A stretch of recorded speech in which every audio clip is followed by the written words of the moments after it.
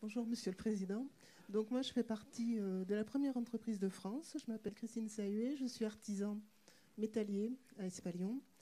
C'est vrai que vos propos sur le fait de garder les carrières longues sont rassurants. C'est rassurant aussi pour les jeunes apprentis qui s'engagent dès 15-16 ans dans nos métiers. La question de la pénibilité aussi est déjà revenue, donc je ne vais pas revenir dessus, même si quelque part j'ai du mal à voir comment vous allez pouvoir mettre en œuvre en fait, le fait que des gens qui travaillent d'une manière plus difficile physiquement vont pouvoir bénéficier de plus d'avantages sans créer de retraite de nouveau ou de nouveaux systèmes. Et aussi une question, je pense, qui taquine un peu tous les artisans, c'est au sujet du régime de l'auto-entrepreneur. Est-ce que vous allez aussi les aligner sur nos régimes qui sont nettement plus défavorables à ce niveau-là? Merci beaucoup. Votre question. Christine, sur l'artisanat. Alors, sur les apprentis, vous avez totalement raison.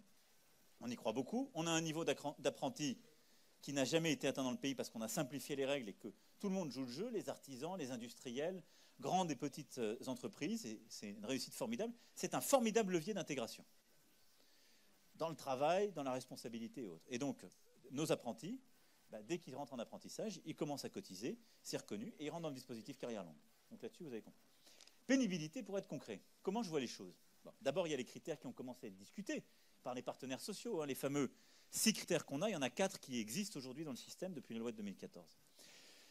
La vraie différence avec le système d'aujourd'hui, votre question qui est très pertinente, c'est de dire, avec la pénibilité, vous allez recréer des régimes spéciaux.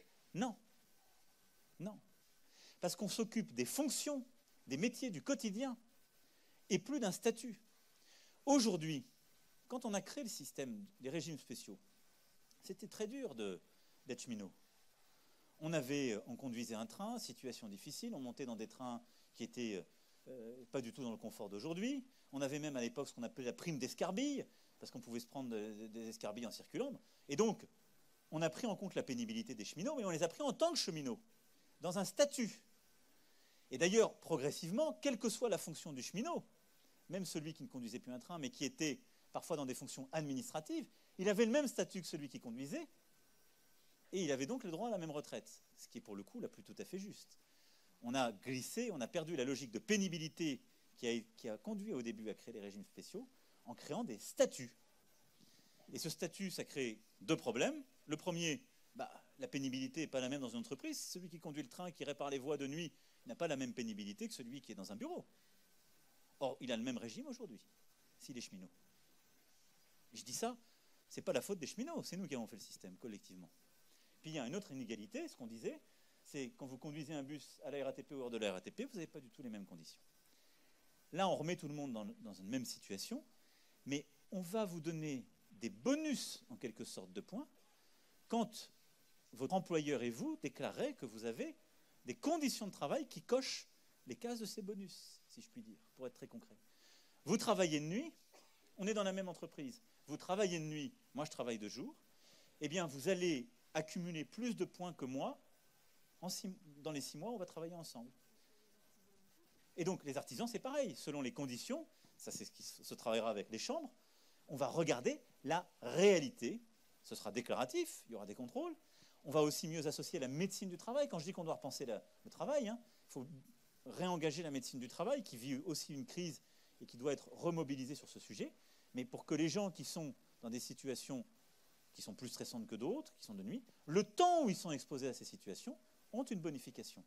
La vraie différence qui fait qu'on ne recrée pas un statut, c'est que ça n'est pas attaché ni à l'entreprise, ni au secteur, mais à la réalité de votre travail, et que ce système de bonus, il dure le temps où vous avez cette exposition. Si demain, vous ne travaillez plus de nuit, mais que vous vous remettez à travailler le jour, fini, vous ne touchez plus le bonus. Si demain, vous n'êtes plus exposé aux mêmes matières et vous aviez un bonus de risque, vous ne l'avez plus.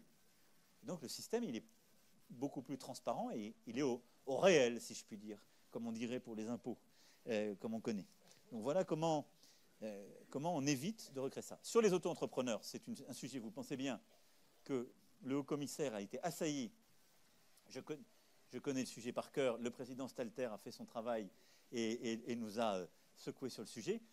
Bon, les auto-entrepreneurs, tout n'est pas mauvais. C'est un régime qui permet de mettre le pied à l'étrier.